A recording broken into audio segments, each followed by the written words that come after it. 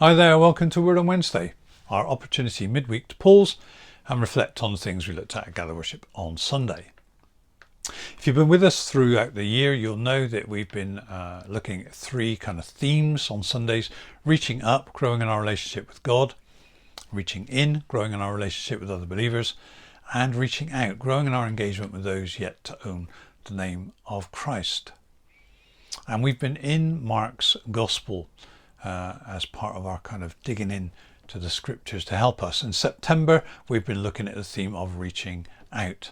Now, last time we were thinking about how we might reach out with the good news, what might help us to reach out with the good news.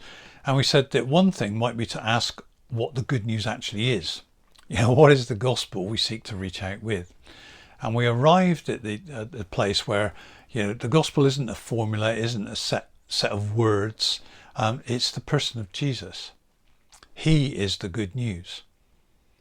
And that means whatever the context that we find ourselves in, he is able to be good news to all people everywhere in every context.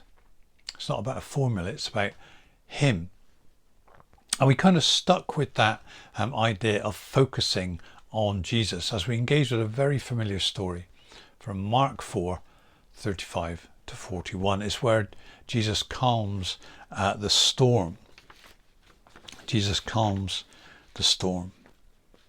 At least 4 of Jesus' disciples were experienced fishermen. And so they knew what they were doing. They knew how to handle a boat in all kinds of circumstances. But this squall comes up out of nowhere as they're seeking to cross the lake. And they are in genuine fear for their lives. And in the Gospel of Luke, it makes it plain, they were in great danger. This is real. They were going to get swamped. Now, Jesus is asleep in the back of the boat. He's been teaching from that boat to crowds on the shoreline. And he's worn out and he's asleep. And they are petrified and they wake him up. Don't you care? We're going to drown. Don't you care? We're going to drown. It's an accusation of indifference. It's invalid, of course, but they're frightened. They are petrified people. And some of us know that feeling, don't we? These guys are at the mercy of elements beyond their control. They're almost getting lost in the chaos of stuff they can't affect. And of course, it's not just a storm on a lake that can give us that sensation, is it? I mean, turn the news on. Some of us may feel in the midst of things beyond our control. We're in danger of kind of being overwhelmed by it all in the midst of this seeming chaos. What about when we get test results back that we wish we didn't know the answer to? There are storms that come our way, aren't there? Well, if we've ever felt like that, then there is good news in the person of Christ. Why? Well, we looked at a very particular aspect of Jesus, and that is his authority. It's not about his ability this time, it's about his authority. See, these guys, experienced fishermen, they're at the end of their tether, at their wits' end. They're petrified, they've run out of skill, they can't do it, and they call out to Jesus, their master and their teacher. Why would they not do that? He'll know what to do. You see, up until this point, they'd seen Jesus minister, teaching about the kingdom. They've seen him drive out evil spirits from people. They've seen him heal the sick, and so on. So they think they know they got in the boat. But of course, in the midst of fear, they just get overwhelmed. And all that just kind of goes out the window, and they're just crying out, frightened men. They think they know they've got in the boat, but Jesus does something that helps them realize they don't really understand who they've got in the boat at all. It takes them to a whole new level of wrestling with their understanding and their faith.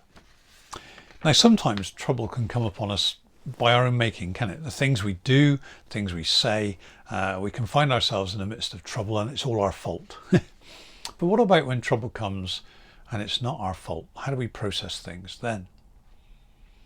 Why do I ask the question? Well, see, why were the disciples out in the storm in the middle of the lake? Well, it's because Jesus asked them to be there. They were in the storm not because they were getting stuff wrong, but because they were obeying the will of Christ. They were getting it right, and yet the storm still comes upon them. And the fact is that to obey the will of Christ, that can be our experience too. The trouble comes not because we're getting it wrong, but because we are getting it right. And we can find our place feeling like we're going under. It can be a confusing place, an unjust place, a place where we too can accuse Christ of indifference. Why is it all happening? And there are other instances too where, again, in the boat later on in Mark's Gospel, where the disciples are out on the lake in the dark, struggling, rowing, struggling against the wind and the waves. Why are they there? Because Jesus asked them to be there. How does that change anything? Well, of course, they're out in the middle of the storm and Jesus is in the boat with them. They're in the midst of trouble and Jesus is in the midst with them, and he's untroubled by the trouble. He's asleep. Now that should have said something to them, but of course it doesn't, because they're so afraid. Fear is blinding them, and it can do that to us, can't it? Fear can blind us as well as bind us. So I don't know what kind of questions flood your mind in the middle of the storm. You know, why is God allowing this to happen? If he loved me, why am I so afraid? Perhaps we need to shift the question in terms of, why is God allowing this to happen? And ask the question, where is God at work within what is happening? It's not a door open to fatalism. It's about an opportunity to grow in faith. So Jesus isn't deaf to their desperate cries, and he responds, and his response takes them to a whole new level of understanding about the one they thought they knew. They wake him up and he rebukes the wind and tells the waves to be quiet. Where does that authority come from? Where does that authority to do that, to overpower that which threatens to overpower them, the natural element, the created order, where does it come from? Maybe familiar with the story of King Canute, this English king who takes his throne or chair down to the water's edge and tries to rebuke the tide from coming in. And of course it doesn't work. He gets wet feet. But his point was not to prove that he could do it. It was to prove that he couldn't. He was just a man. He was just a man. He could not control the tide and the wind and the waves. That's the providence of God. And of course that truth would have been seated deep in the Hebrew mind. The disciples were Jewish people. They would have understood that the providence of mastery over the created order was something that only belonged to God. And it's John who, in his gospel, that when he calls Jesus the Word, that places him at the beginning of all things. He says, doesn't he, that through him all things were made, without him nothing was made that has been made. All things come into being through Christ. Creation comes into being through the Word and the Spirit. God's will is made manifest in the world through the Word and the Spirit. Through the words Jesus speaks, his will is made manifest in that place. His word is enough because he's the one speaking it. Who is it that the wind and the waves obey? Well, the one who has authority to speak over them. And this issue of authority goes on from that point. In Mark 5, you see Jesus casting out demons, and he heals the sick and raises the dead. So what's that telling us? Well, he has authority over spiritual forces of evil. He has authority over sickness. He has authority over death itself. You see, there's no aspect of human experience that is barred to the person and the power of Jesus. He has authority over it all. And that's what Mark is doing. He's spelling it out, that Jesus has authority over the created order, over the spiritual forces, and over sickness and death itself. And because he has authority, that means that no matter what the nature of the storm, nothing is beyond him. We will not be overwhelmed by the chaos because he has authority over it all. And at that point we got our brother Paul to come and share his experience of being caught in a storm, his experience of diagnosis of cancer, and the journey that the Lord has led him on within that and still continues to lead him on. And he was sharing how he got to that place where he could rest in the Lord. If the Lord was going to heal him, that was okay. If the medical profession were going to, it was going to rest on them doing what they could do. However, wherever that went, then that was okay. Even if the cancer took its course, Paul was at peace because Jesus was saying, trust me, I've got this, he says. I've got this. Doesn't mean everything's smooth sailing, of course, but it means that when we understand Jesus has authority over all things, we can trust there's an opportunity to grow in faith because we will not be lost to the chaos.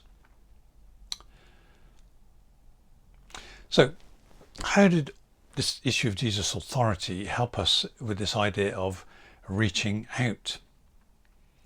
Well, it means that there is no situation beyond Jesus.